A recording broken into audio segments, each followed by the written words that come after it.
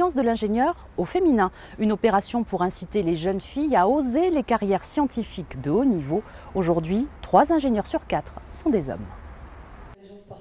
Une centaine de lycéens et de lycéennes sont venus cet après-midi écouter Ombline, étudiante en aéronautique, et Marie, ingénieure fraîchement diplômée.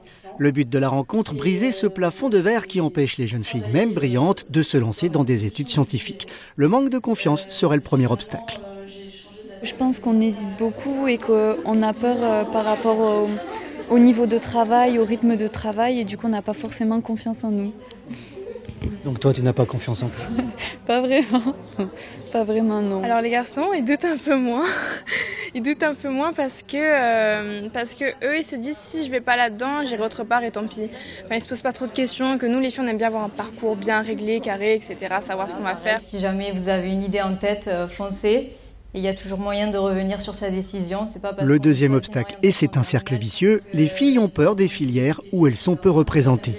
Dans mon école, nous sommes à peine 15% de filles.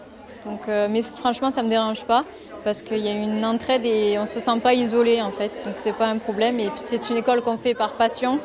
Donc, si vraiment on se sent bien dans notre cursus, on ne voit pas la différence. Troisième obstacle, le métier d'ingénieur difficile pour une femme serait même impossible pour une mère.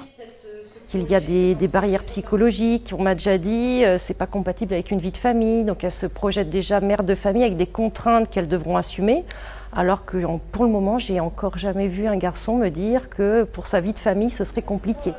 En France, 3 ingénieurs sur 4 sont des hommes, un chiffre qui cache d'énormes disparités, car si les filles sont aujourd'hui majoritaires en biologie, elles sont quasi absentes encore dans les travaux publics.